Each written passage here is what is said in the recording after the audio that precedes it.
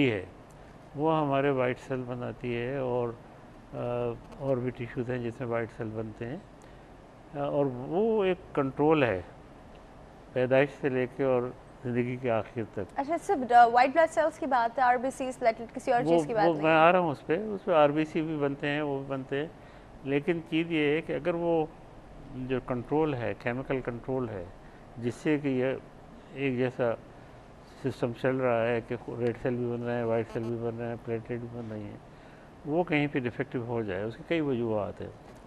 Chemicals हैं, radiation है, infection है रिपीटेडली, हमारे जो थर्ड वर्ल्ड कंट्रीज़ हैं उसमें फिर जो हमारे क्रोमोसोम्स हैं उसमें म्यूटेशन हो जाता है उसकी इन्फेक्शन की वजह से।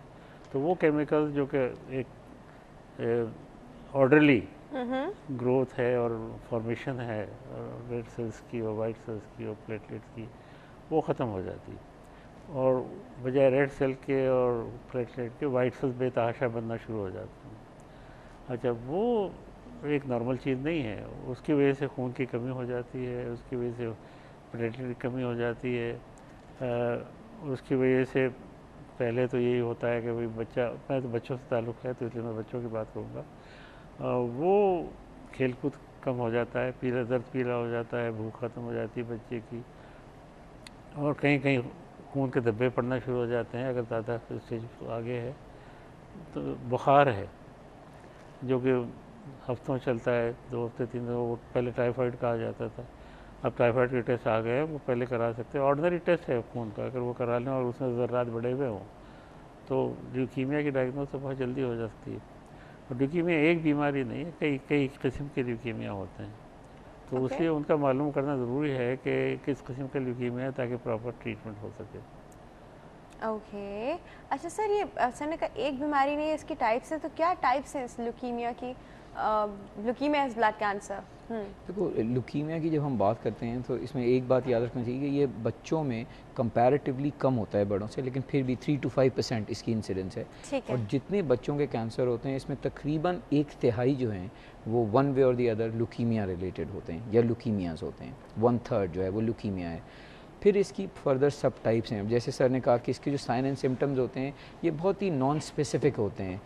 बुखार का आ जाना, चिकत्तों का पड़ जाना, भूख का नहीं लगना, बच्चे का इंटरेस्टेड ना होना, तो कोई ऐसा सच एक सिम्टम नहीं है। लेकिन अगर कोई भी सिम्टम प्रोलॉन्ग हो रहा है, कुछ दिन चल रहा है, then it is you have to investigate.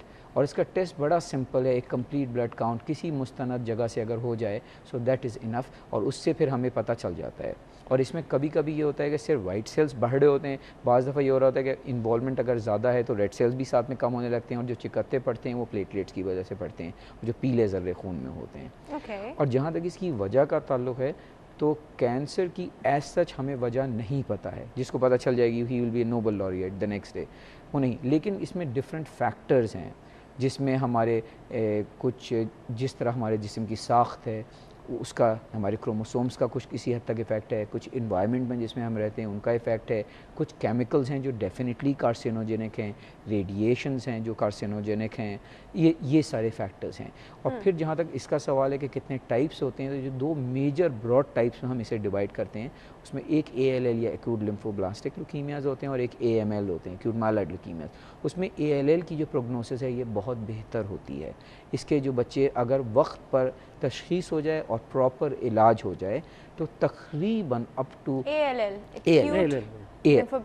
Leukaemia, yes, उसके जो बच्चे होते हैं अगर इनका वक्त पर तशख़ीस हो जाए, वक्त पर तशख़ीस इज़ वेरी इंपॉर्टेंट, और कोई यानी कि आप इनिशियल स्टेजेस में ही उसको डायग्नोस कर लें, ये ना हो कि जब आए जबकि बहुत लेट हो चुका और कैंसर फैल चुका हो। अगर ये हो जाए नंबर 1। नंबर 2 जो चीज़ इंपॉर्टेंट है वो ये कि कोई एसोसिएटेड रिस्क फैक्टर्स ना हो। बाज़ ऐसी कंडीशंस हैं कि जिनमें ल्यूकीमियास के चांसेस ज़्यादा होते हैं और फिर उसकी प्रोग्नोसिस जो है वो उतनी अच्छी नहीं होती है, यानी कि उसके जो ठीक होने के चांसेस हैं। वेस्ट में अभी 75% ल्यूकीमियास ठीक हो जाते हैं। लोकल फिगर्स जो मुझे मालूम मैं कर सका 2-3 दिन की रिसर्च है, वो हमारे यहाँ 60 to 70% बच्चे ठीक हो जाते हैं। डिपेंडिंग अपॉन ये कि वो किस तरह के सेंटर में पहुँचे हैं। बिकॉज इसमें जो इलाज होता है इसमें कोई एक डिसिप्लिन का नहीं होता है, बल्कि it has to be multi discipline, कि कई डिसिप्लिन इन्वॉल्व होते हैं उसमें और उन सबको मिल के इलाज करना होता है। इसमें एक टीम अप्रोच की ज़रूरत होती है, इसमें कोई एक चैम्पियन नहीं होता है। जैसे एक क्रिकेट की टीम होती है ना, इसमें bowler, batsman, wicket keeper, everybody is there, इसी तरह इसमें भी बहुत सारे कंपोनेंट्स होते हैं और अगर वो सब का मिल के इलाज किया जाए तो ये जो है बहुत ट्रीटेबल है। इसके मुकाबले में जो AMLs हैं उसकी प्रोग्नोसिस इतनी अच्छी दुनिया में कहीं भी नहीं, एक्यूट माइलोब्लास्ट ल्यूकीमियाज हैं, उनकी प्रोग्नोसिस जनरली इतनी अच्छी नहीं होती है। जब मैं लफ्ज़ प्रोग्नोसिस इस्तेमाल कर रहा हूँ इसका मतलब है कि उसमें ठीक होने का तनासब। और ल्यूकीमियाज के बारे में बड़ा अच्छी मैं बात कहता चलूँ कि ये एक काबिल इलाज मर्ज़ है। ये अक्सर माएँ पूछती हैं कि हमारे बच्चे को ल्यूकीमिया क्या ये ठीक हो जाएगा? ये बिल्कुल ठीक हो जाएगा। सर ने तो मुझसे भी ज़्यादा देखे होंगे, मैंने बच्चे देखे हैं कि जिनको बचपन में था, उसके बाद वो अडल्ट हुए और उनकी हेल्दी फैमिली है, यानी कि वो अम्मा अब्बा बने और वो बहुत खुशगवार ज़िंदगी गुजार। It's a treatable, potentially treatable condition, इसीलिए इतना एम्फेसिस है कि इसको वक्त पर इलाज किया जाए। ऑलराइट, हमारे पास एक कॉलर मौजूद है, पहले कॉलर अटेंड करते हैं। जी अस्सलाम वालेकुम। जी अस्सलाम वालेकुम। गुड हेल्दी मॉर्निंग, कौन बात कर रहा है? जी जवार हुसैन सरगोदा से। जवार साहब कैसे हैं? आपकी कॉल कल कट गई थी, सॉरी। कोई बात नहीं। अच्छा जी, क्या कहना चाह रहे हैं? अल्हम्दुलिल्लाह जी, खैर खैरियत है। आपके कॉल का जवाब देना चाह रहा था। बिल्कुल दीजिए जवार साहब। असल मसला तो ये है ना कि मियाँ बीवी जो है, जो भी हों घर में, जब वो होते हैं, जब उनकी शादी होती है तो उसी वक्त से ही उनका दिमाग अगर नहीं मिलता तो वो शुरू से ही नहीं मिलता। हाँ, अक्सर शुरू में तो काफी लोगों का नहीं मिलता, बाद में मिलने लग जाता है, बहन भाई लगने लगते हैं। नहीं, मेरा कहने का मकसद है कि वो बेचारे तो उनको तो नहीं ना पता होता।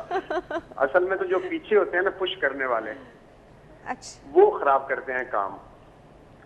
कोई लड़की की तरफ से होते हैं, कोई लड़के की तरफ से होते हैं। लेकिन अगर वो मियाँ बीवी समझदार हों तो उन्हें पता होता कि हमने ही रहना है, आखिर में हमने इकट्ठे होना है या इकट्ठे रहना है।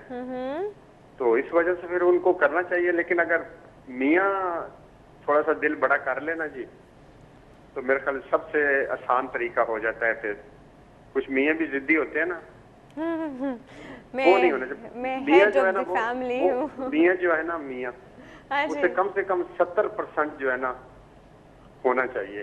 बीवी बेशक 30% हो, कोई बात नहीं। लेकिन ये है कि अगर आप शुरू में ही लड़की के माँ बाप की इज्जत करेंगे, उनके बहन भाइयों की इज्जत करेंगे, तो डेफिनेटली वो भी आपके करेगी, मजबूर होगी। सही। तो फिर इंशाल्लाह काम चलता रहेगा। लेकिन ये नहीं है कि हर तरफ उसने ये नहीं कहा, उसने ये नहीं किया, वहाँ पे काम खराब होता है। ठीक है जी। अच्छा जी, कुछ और कहना चाहेंगे? बस मैं डॉक्टर साहब से ये पूछना चाह रहा हूँ कि हमारे सरगोदा में तो कोई ऐसा यहाँ सेंटर नहीं है। ओके, ठीक है। हाँ, ये बच्चों के इस तरह की चीजों चेक करने के लिए लाहौर में है चिल्ड्रन हॉस्पिटल। सरगोदा के पास लाहौर है, लाहौर में तो है। हाँ, लाहौर में तो वैसे मैं जनरल बात कर रहा हूँ। मैं सरगोदा में तो कोई नहीं है ऐसा, न सरकारी में है न दूसरों में है ना। ठीक है। हाँ जी, वैसे तो यहाँ सरगोदा तो बहुत बड़े बड़े हॉस्पिटल हैं, बहुत हॉस्पिटल हैं। तो उन सब हॉस्पिटल में अपने अपने डिपार्टमेंट्स होते हैं, और पीड्स का डिपार्टमेंट तो कहीं पे भी हर हॉस्पिटल में होता है। लेकिन मैं अर्ज करूँ कि जो क्वालिफाइड बच्चों को कैंसर का इलाज करने वाले हैं पाकिस्तान में कुछ 7 हैं। हाय अल्लाह साहब जी। उनकी ट्रेनिंग का प्रोग्राम शुरू हुआ है। नहीं, उसमें मैं एक बात बताता चलूँ कि पूरे मुल्क में हमारे जो भी स्टेटिस्टिक्स अवेलेबल हैं, 500 से 700 बच्चों के कैंसर के डायग्नोस होते हैं साल में। कराची में जो सेंटर है उसमें 120 से 100 से 150 केसेस वो खुद बता रहे हैं। अब इसमें हाँ कुछ वो आप कह सकते हैं कि जो रूरल एरियाज़ में होते हैं, जो रिपोर्ट नहीं हो पाते हैं, लेकिन रफली दुनिया भर में हर कोने में एक कैंसर हॉस्पिटल नहीं होता है। ये रेफर होके होते हैं। इनिशियल जो आपका डॉक्टर है उसका सिर्फ काम ये है कि वो एक CBC कर ले जो कंप्लीट ब्लड काउंट है। चलो हम बाकी बातें जो है मॉनिटर कर रहे हैं। ठीक है जी, ठीक है। Thank you so much for your call. अल्लाह हाफिज़। ये तो डॉक्टर साहब ने ख़तरनाक बात बताई है, इस पर हम थोड़ी सी और डिटेल में बात करेंगे। छोटे से ब्रेक का वक्त है। व्यूअर्स, एक बहुत ही टाइनी ब्रेक है, कहीं नहीं जाएगा। Will be right back.